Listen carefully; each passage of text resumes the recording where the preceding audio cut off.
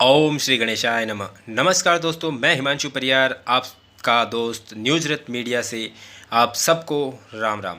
Video का मुख्य मकसद और शिक्षक मारू लोहार सिकलीगर समाज के अस्तित्व पर रोशनी। वीडियो को शुरू करने से पहले हम यहाँ पर लोहे व औजार तथा शस्त्रों से संबंधित देवता विश्वकर्मा जी को नमन करते हैं तथा हिंदू व राजा महाराणा प्रताप के शौर्य को प्रणाम करके उनको नमन करके वीडियो को शुरू करते हैं। दोस्तों, हमारे वीडियो का मकसद है मारू लोहार सिकलीगर समाज के अस्तित्व पर एवं कार्यों पर रोशनी।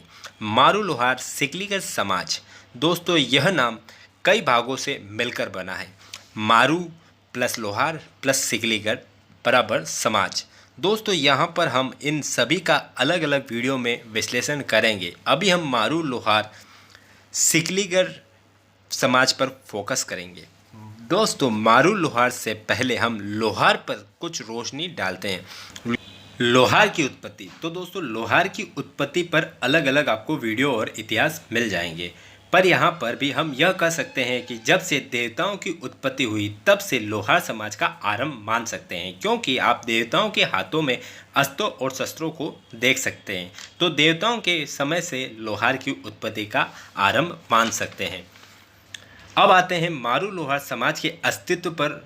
तो दोस्तों, इससे पहले लोहार कितने प्रकार के होते हैं इसको जान लेते हैं। तो लोहार, वैसे तो मारू लोहार सिकलीगर समाज, मालवीय लोहार समाज और गाडुलिया लोहार समाज, वैसे और भी अन्य कई और भी लोहार समाज हैं, पर ये हमारे मुख्य प्रचलन में देखे जा सकते हैं। वैसे सिख समुदाय में भी लोहार समाज होते हैं और मुस्लिम समाज में भी लोहार समाज होते हैं। अब आते हैं मारू लोहार सिकलीगर समाज के अस्तित्व पर और इतिहास पर। दोस्तों, लोहार समाज के बारे में इतिहास में जो तो ज़्यादा जानकारी नहीं मिलती है, पर मौखिक तौर पर आप मारू लोहार सिकलीगर समाज को क्षत्रिय लोहार भी कह सकते हैं, क्योंकि राज परिवारों से लेकर युद्ध भूमि में अधिकतर जो शस्त्रों का प्रयोग होता था वो मारू लोहार सिकलीगर समाज ही बनाती थी, तथा शस्त्रों में जो ज़्यादा धार तलवार को गढ़ने का काम, उस पर धार देने का काम व कार्य मारू लोहार सिकलीगर समाज ही करती थी, और भी शस्त्रों जैसे बंदूकों का निर्माण भी मारू लोहार समाज के द्वारा ही किया जाता था। इस पर आगे वीडियो में विश्लेषण करेंगे, लेकिन अधिकतर राज परिवारों के लिए जितनी भी तलवारें बनती थी, चाहे युद्ध के लिए या उपहार देने के लिए, वो सारी मारू लोहार समाज के परिवारों या कारखानों से ही बनती थी। दोस्तों, तलवारों में भी अलग अलग कैटेगरी या डिज़ाइनें देखी जा सकती है या देख सकते हैं। उन सभी को आप वर्तमान में चित्र में देख सकते हैं, जैसे महाराणा प्रताप की तलवार, पृथ्वीराज चौहान की तलवार, बाजीराव मस्तानी की तलवार, छत्रपति शिवाजी की तलवार, उन सब के वर्णन मिल जाएंगे। इन सब की अलग अलग तरह की तलवारें होती थी जो विशेष डिज़ाइन करके बनाई जाती थी और बनाई गई थी। तो तलवारें कई प्रकार की देखी जा सकती है। इनमें अधिकतर मारू लोहार समाज के कारखानों की भट्टी में तपाई गई थी। यहाँ पर तलवारों में आप लहरिया तलवार का वर्णन ना करें। अगर यदि तलवार का वर्णन हो रहा है तो लहरिया तलवार का वर्णन ना हुआ तो तलवारों का वर्णन अधूरा रहता है। तलवारों का वर्णन अधूरा होगा। दोस्तों, लहरिया तलवार राज परिवारों में उपहार या राज परिवारों में आए मेहमानों को देने के लिए, चाहे देसी मेहमान हो या विदेशी मेहमान हो, उन सबको भेंट में देने के लिए स्पेशल मेवाड़ रियासत ने मारू लोहार सिकलीगर समाज को बुलाया जाता था और लहरिया तलवार की मांग की जाती थी।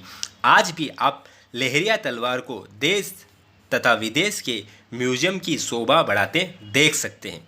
यहाँ तक कि लंदन के अल्बर्टो म्यूजियम में भी यह तलवार देखी जा सकती है। वर्तमान में भी आप मारू लोहार सिकलीगर समाज के कारखानों के हाथों की कारीगरी की तलवारें बड़े बड़े मंचों को की शोभा बढ़ाते देख सकते हैं। उनमें चाहे प्रधानमंत्री जी हो, राष्ट्रपति जी हो या राज परिवारों से लेकर फिल्मी अभिनेताओं की फिल्मों की शूटिंग व प्रमोशन हो, इन सभी में मारू लोहार सिकलीगर समाज के परिवारों की कारीगरी की एक से बढ़कर एक तलवार बड़े बड़े मंचों की शोभा बढ़ाते देखी जा सकती है।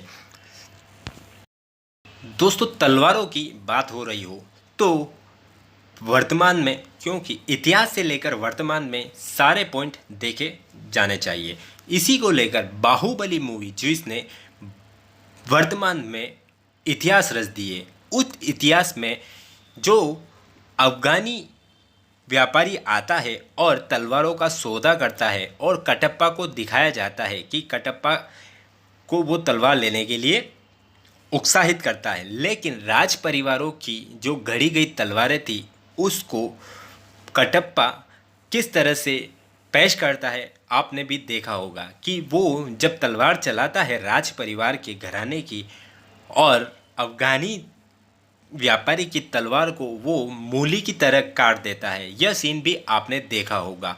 तो इसका भी आपको एक पॉइंट बता दें कि यहाँ पर भी कुछ इस फिल्म में जो पार्टीशन है उसमें औजारों को, अस्त्रों का जो तलवारों का कार्य होता है या उस पर नक्काशी का कार्य होता है वो भी मेवाड़ रियासत जो वर्तमान में उदयपुर है वहाँ पर उसमें कुछ कारीगरी की गई। ये पॉइंट इसलिए बताया जा रहा है क्योंकि यहाँ पर बताना है कि एक कुशल कारीगर और कुशल आर्टिस्ट के द्वारा गढ़ा गया उसका औजार और उसकी तकनीक जो आगे युद्धों की परिभाषा चेंज कर देता था, रुख बदल देता था। तलवारों की बात हो तो यहाँ पर महाराणा प्रताप के तलवार की बात ना हो जिसने मानव समेत घोड़े को काट दिया था, अगर उसकी बात ना हो तो इतिहास का पूरा पन्ना आप अछूता मान सकते हैं। तो वो भी तलवार लोहार के द्वारा ही बनाई गई थी।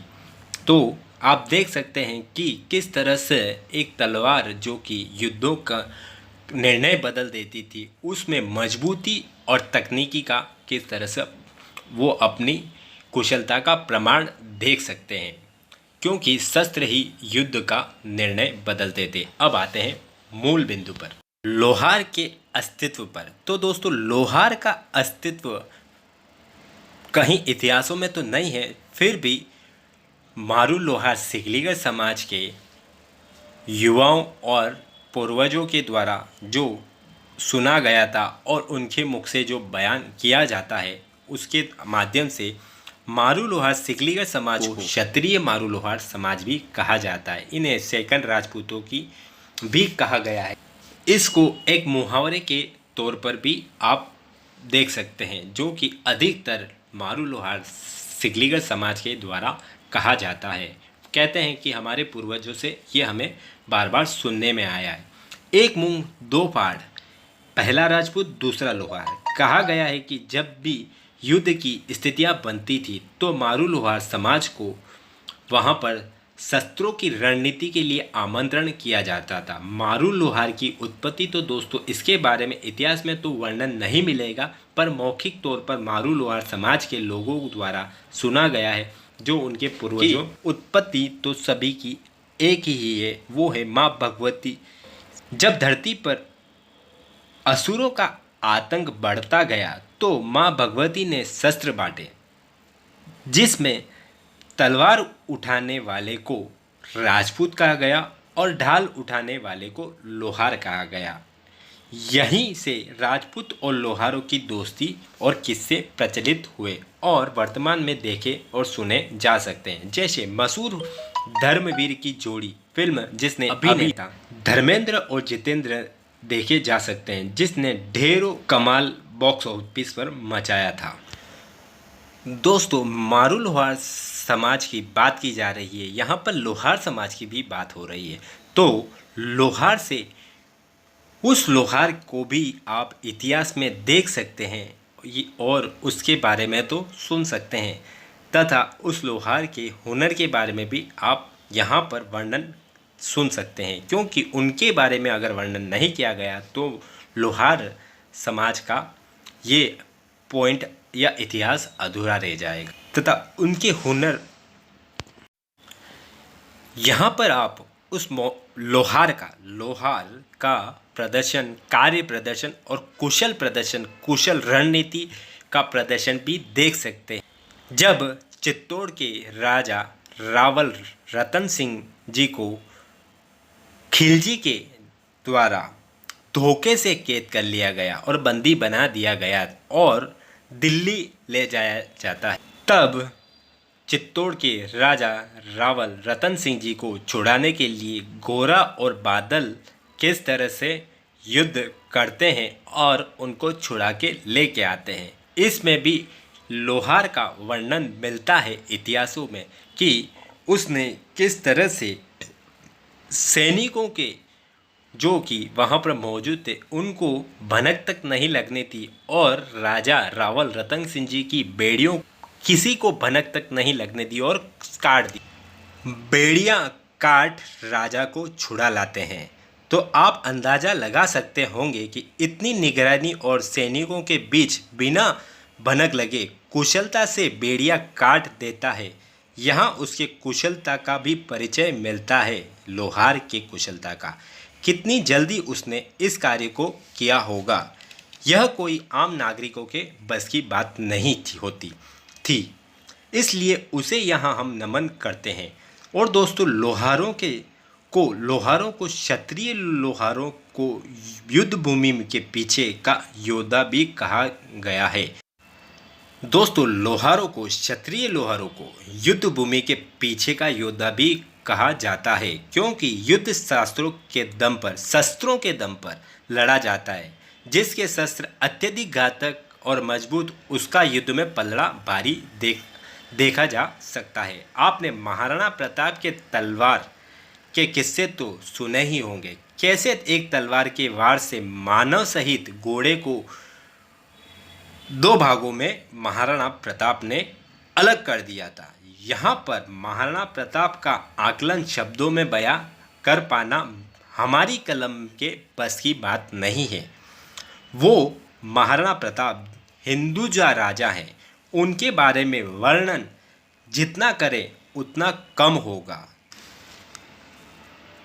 यहाँ पर उनके बारे में एक लाइन कहना अवश्य चाहेंगे, जो दृढ़ राखे धर्म को ताही राखे करतार। जो धर्म की ध्वजा पकड़े रखता है उसकी रक्षा तो स्वयं करता है भगवान। जय एकलिंग नाथ की। इस वीडियो को देखकर आपको कैसा लगा हमें कमेंट में ज़रूर बताएं, जिससे हमने यदि अच्छा प्रदर्शन किया तो और अच्छा करने का प्रयास करें और कोई चूक हुई हो तो उसमें सुधार करने का प्रयास करें।